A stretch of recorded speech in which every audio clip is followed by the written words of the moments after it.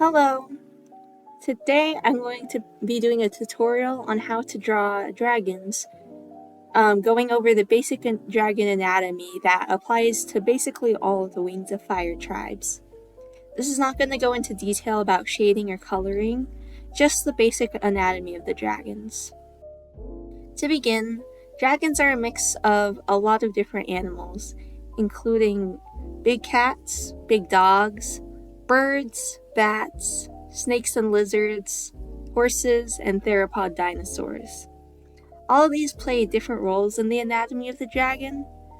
However, big cats and big dogs play the biggest role in the shape of the body, at least in terms of how I like to draw them. To begin, it's good to understand the basic shapes and basic anatomy of what you're drawing. Always make sure to start out with the basic shapes. Usually consisting of circles, rectangles, and triangles. But it can be any shape you want as long as it's simple and easy for you to replicate. Remember, this is meant for your ease of replication. To begin, I'm going to do the basic outline, the basic shapes of this cheetah, which I feel is a very good beginning point, at least for how I draw dragons, because cheetahs are somewhere between a cat and a dog in body shape, and I think that's very good for dragons. They have the elements of both that I like. So to begin, I'm going to draw this chest, I'm going to outline this chest shape. And you might see something different, but these are generally the shape. But just remember to look at what shapes you see. And then there's this like oval rectangle shape for the body. And cheetahs have a very big chest, so they can breathe better. Here they have a back leg. So here's the first part of the back leg. It's good to usually break it up at joints like this. And here's the second part of the back leg, and the last part of the back leg, and then the toes. I'm going to fix that. So outlining something like this is very helpful if you are struggling with anything. And if you're ever trying to draw realistically, like say you were drawing a very realistic cheetah, it'd also be good for that. But for dragons, we just need to understand the basic shapes, not go too in detail. And for this front part, here's the shoulder, takes up most of the chest area. And then here's the front part of the limb, of the front limb. And then here's the sort of ankle wrist, and then the toes. And we don't really need to do this back leg, but here's to show you. The toes. And their head, I'll outline it even though it's not really necessary for drawing a dragon. On their tail. Some things to keep in mind. So first of all is understanding the general anatomy of how these work. For example, here is where the pelvis would be. It's good to understand how these back legs work because people often struggle with that. This is their knee and this is their heel, while these are their toes. So us humans are plantigrade, meaning we stand on our full feet like this. See, our toes are here and then our foot's here. Cheetahs and canines and other cats, most four-legged animals are digitigrade, meaning they stand on their toes. So again, this is their knee, their heel. This is what we would consider like the foot or the sole of the foot. And then these are the toes. The front limb is similar. So here's the shoulder. This is the elbow. This is sort of like the wrist. And then these are the toes, or what we would call fingers on humans. With the tail, remember that it's an extension of the spine. So the spine goes something like this. The spine is something like this. So it shouldn't stick out at too much of an angle because it's just the spine going longer. So yeah, those are the basic shapes. Understanding the shapes of an animal you can look at helps you understand the shapes of a mythical animal and helps you create a better proportioned dragon. It can also help you to create a dragon in different poses just by seeing how the shapes move in a 3D space. Let's start doing the dragon. I always start with the head, which is just a sphere. And then I draw a sort of tapered rectangle for the snout. I usually draw my dragon snouts pretty long. It's fine if you draw them short. And then I give them a very S-shaped curving neck, sort of like a snake. And then I like to draw a chest shape, sort of like a soft rectangle like this. But some people like to draw circles.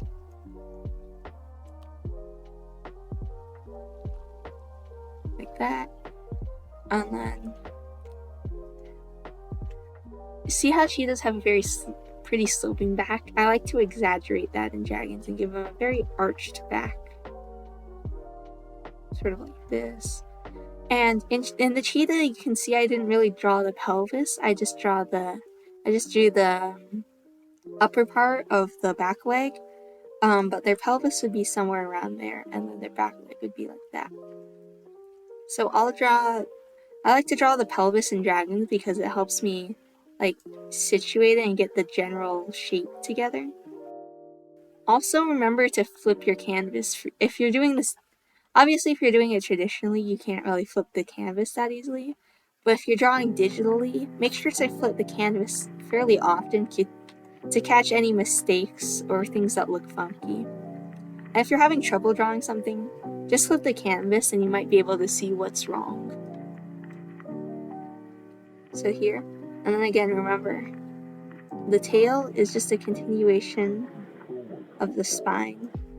I like to have my tails long and swoopy.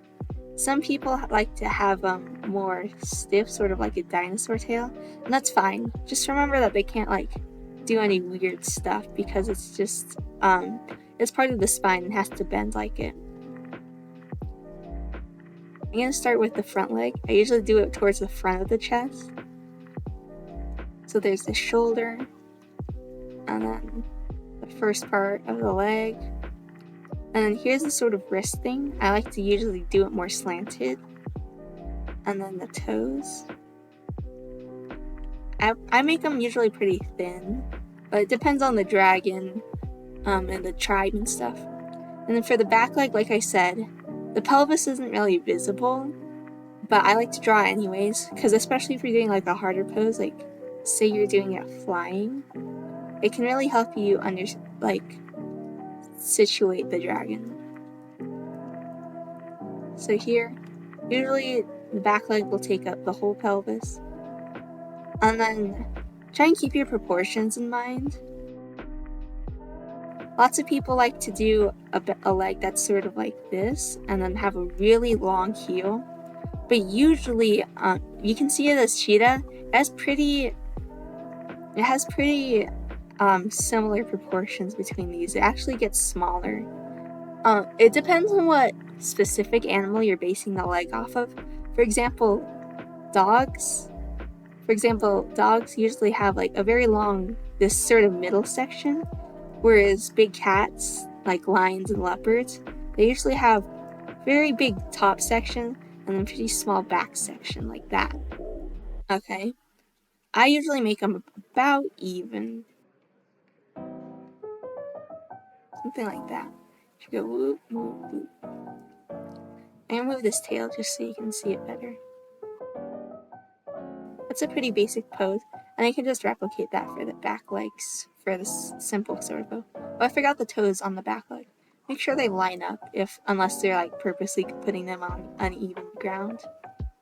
Yeah, I usually make it pretty thin. I have this distinctive shape. You can draw more mammal-like, where it's sort of like that. Where there's not really this like indent here, but I like to draw more theropod-like. Obviously, we don't really have any theropods besides the birds left, but I like to have it like go in and then taper, sort of like this triangle shape here. Okay, and I give dragons a big chest, something like this, sort of like cheetahs with a big chest, but then it goes pretty thin up here. And for the neck, I usually have it at least as wide as the head, so like this wide, or else it can look it looks very unstable if you have a neck that's like this. So I connect mine to the top of the head. And I usually connect it a bit into the jaw, sort of like it has a bit of flesh under here, under the mouth. And sometimes you'll mess up, like I made this head too tall, it's too high, and the proportions aren't quite right. It's too thin here. This is sketching, so feel free to make as many mistakes. And usually here I don't always show the chest, but if I do, I usually have like a point where the neck goes in and then drops down like that. Okay, so we got the main body of the dragon. I'm gonna thicken out the tail. I usually continue it about as wide as it is right here. So like that, and it tapers out. And for the wings, let me scale this down a bit. Let's switch back over here. So dragon wings are mainly based off of bat wings, in that it's the fingers with webbing in between. And with the bat wing, we've got it like looking like this.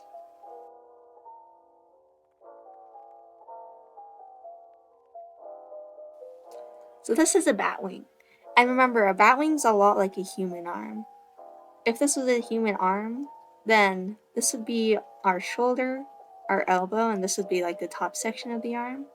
This would be like the forearm. I don't know what the arm's called. The second part of the arm. And this would be like our palm. This would be our thumb. This is our index finger, our middle finger, our ring finger, and our pinky. And then it just basically extends the webbing in between them. And so that's basically what dragons have. If you're ever having trouble, you can always look up both batwing anatomy or just hold out your own hand and see how it bends and imagine just having longer fingers from there. However, I also like to bats are all of their wings are mostly the same shape. There's like slight variation between species, but most fly in the same way and fill the same role, which is basically lots of flapping. Bats are very flappy because they haven't been flying for as long, I think.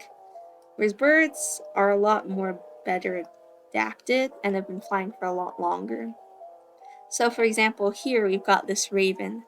And birds have different wing shapes. Like, for example, an albatross has a wing like this because they like to sail over the seas, and this is very good for soaring. Whereas like an owl has like a wing shape more like this for quick silent flight. This raven's good for like soaring, which is why they've got these slotted wings. And would be somewhat similar to like a sand wing, I would think. I like to draw different shapes for all the tribe wings. But if we're just going to take the most basic shapes out of this wing. And then, just for reference, the arm is something around here. So this would be the elbow, this is the shoulder. This is like the wrist sort of area, and then these are their fused fingers. So this is sort of the shape of a bird wing. And because birds are a lot better, more efficient at flight, no offense to bats, bats are great, but they're not the best flyers. I like to base it more off of the bird wing. So see this? Specifically looks like more of a rectangle-ish shape than the triangle of bats. But it's completely up to you how you like to draw your wings. But I always give mine more of a bird-like shape.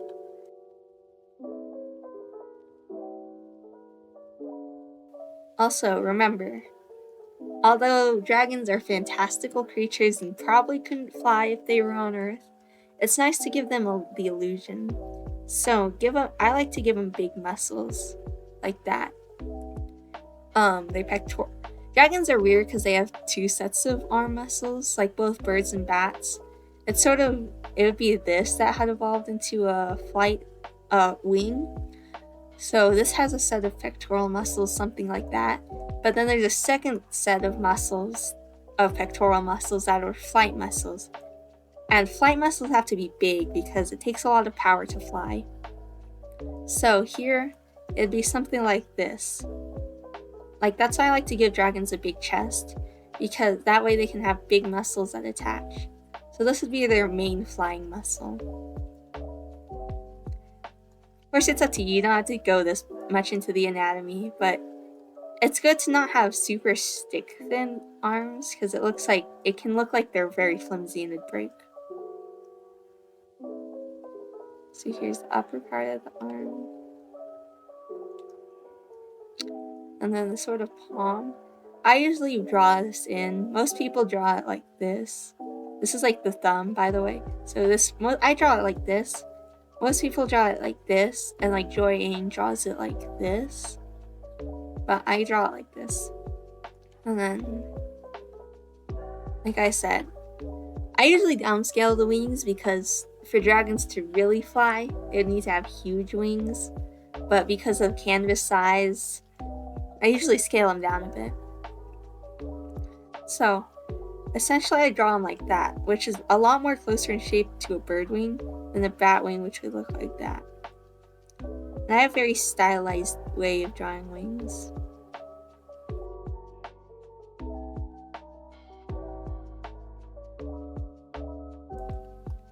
Like Joy Ain has the Wings of Fire, artist Joy Ain, and I think Mike Holmes too, has like a elbow bone sort of here. I don't draw that because it doesn't really fit in my style, and they don't really have anything else like that. Like there's no bone, there's no finger going here. But yeah, so yeah, I have a more stylized way of drawing wings like this. And then don't forget to add webbing here. And I like to web there.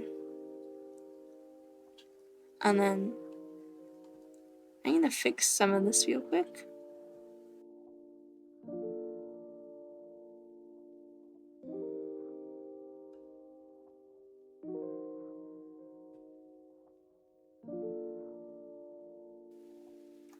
Don't be afraid to fix things if they look wrong. This is just a sketch.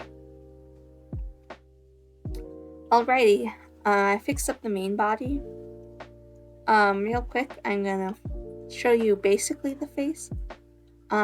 Make sure to divide the sphere in half. Because this is a sideways, we only need one half. But this was like, say, 3/4. You'd also need the vertical one, like 3/4 or looking forward. And then you have the eyes, which I do right above, right around, maybe on or slightly above the halfway mark, and right at the edge of the sphere. And then their mouth, which is something like this. And depending on how far back you go, if you want to go, if you want to give them more like human and natural, do it right under the eye right here. If you want it to be more cutesy, do it like up here, do it in front of the eye. And if you want it to look more reptilian, do it behind the eye. I like to draw it right under the eye. The ear is about at the halfway mark. And then you can do the horns between the ear and the top of the other eyebrow ridge. And then real quick, if you fix this for the spines, I just do a quick little breakdown. Make sure it tapers in here, like right here. That way it's not stabbing itself in the neck constantly.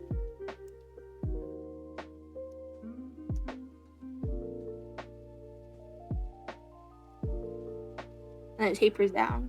And if you were to see through this wing, the spikes would look like this, like getting the highest here in the middle, and then tapering down sort of towards the end. See? Sort of following the spine. Yeah, that's the basics. I'm going to outline this so you can see what it looks like.